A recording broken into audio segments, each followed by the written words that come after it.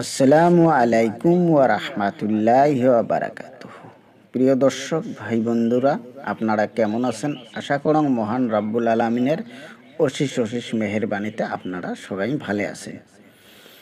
তাই সূরা ইখলাস ৩ বার ৫ বার অথবা ১০ বার পড়িলে মনের আশা পুরা হয় এবং মহান রব্বুল আলামিন সকল আশাকে পুরা করে দেয়।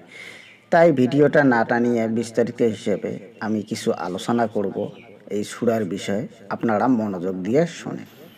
দেখেন ভাই, এই সূরাটা যদি আপনারা সুতপের সময় ডাইন কাতে সুতিয়ে আপনারা যদি সূরা ইখলাস ৩ বার পাঠ করেন আর সূরা ফালাক ৩ বার পাঠ করেন, সূরা নাস ৩ বার পাঠ করে শুয়ে যান, আপনারা সকল বিপদ আপদ থাকি বালা মুসিবত থাকি আপনারা দূর হবেন।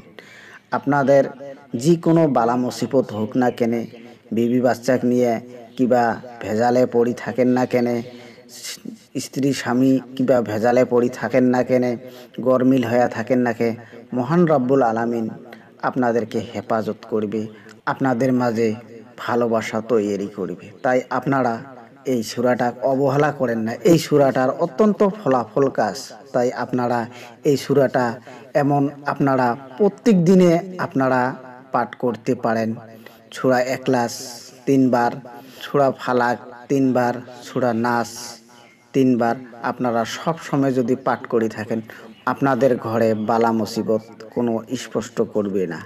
আপনারা এই সূরাটা যদি শুক্রবারে আসরের নামাজের পরে মাগরিবের আগে আগে ১০ বার সূরাটা পড়িয়ে যদি আল্লাহর কাছে হাত তোলেন, আপনারা যদি কোনো মুসিবতত পড়ি থাকেন, ওই মুসিবতের নিয়ত নিয়ে আল্লাহর কাছে যদি হাত তোলেন, আপনার মুসিবত কেটে যাবে। যে কোনো আশা নিয়ে, যে কোনো আশাকে আপনারা টার্গেট করি, যে কোনো মুসিবত, যে কোনো বালা মুসিবত, স্বামী স্ত্রীর মাঝে কাজিয়ে কেসাল, ঘরের মধ্যে অশান্তি, এরকম যদি আপনাদের হয়ে থাকে, তাহলে আপনারা শুক্রবার আসরের নামাজের পরে মাগরিবের আগে আগে ১০ বার পাঠ করিয়ে আপনারা আল্লাহর কাছে হাত তুলে দেখেন, আল্লাহ আপনাদেরকে সাথে সাথে আপনাদের মনের আশাকে পুরা করে দিবে। আর বিস্তারিত এই সূরা যদি আপনারা প্রতিদিনে যদি পাঠ করেন ১০ বার করি, তাহলে আপনার মনের আশাকে পুরা করে দিবে। তাই আপনারা প্রত্যেক নমাজের ভিতরে যদি প্রত্যেক ফরজ নমাজের পরে যদি আপনারা ১০ বার করে এই সূরা পাঠ করেন, তাহলে আপনাদের সকল মনের আশাকে মহান রব্বুল আলামিন পুরা করে দিবে।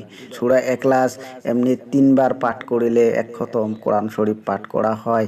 ১০ বার পাঠ করিলে বেহেশতের মধ্যে বিল্ডিং তৈরি করা হয়। তাই আপনারা এই সূরাটা যদি প্রতিদিন আপনারা পড়ি থাকেন, তাহলে আপনারা বিনা হিসাবে জান্নাতে প্রবেশ করতে পারবেন। জান্নাতের যে কোনো দরজা দিয়ে সন্ধ্যা বের পাবেন, যে কোনো দরজা দিয়ে আপনারা বাইর হইতে পারবেন। তাই আপনারা এই সূরাটা সকাল সন্ধ্যে পড়ি যান। আল্লাহ রহম করলে আপনাদের সকল আশাকে মহান রব্বুল আলামিন পুরা করে দিবে।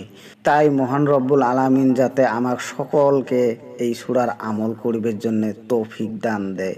আমিন।